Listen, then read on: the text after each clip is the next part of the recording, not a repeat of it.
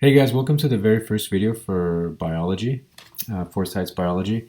I want to just kind of briefly go over the skeletal system. This is something that you're going to be given for homework, and so you'll need to identify and label the different bones of the skeletal system.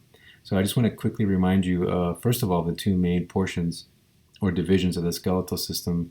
The first one being the axial, which involves your skull, your thoracic cavity, your rib cage, and then also your vertebrae.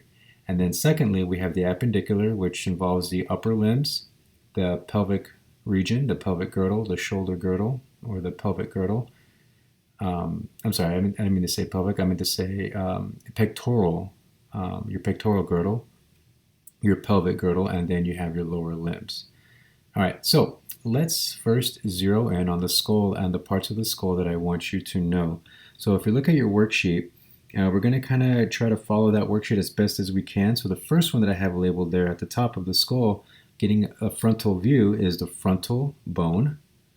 And then if I turn it laterally, okay, you can see here the parietal.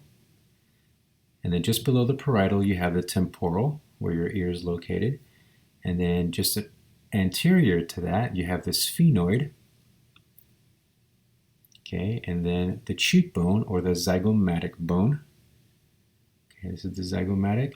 And then now looking at it full frontal here, we have the top part of the jaw, which is the one that does not move. That's the maxilla. And of course, you have two plates, two irregular plates.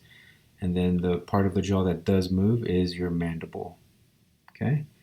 And now I'm going to rotate. Actually, no, let me stick to this frontal part since we're here. You have these two bones right here. You have the nasal bones.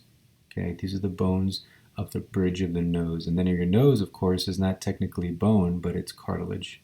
Okay, so rotating all the way to the posterior end of the skull. Last but not least, we have the occipital. So this is the occipital plate of the skull.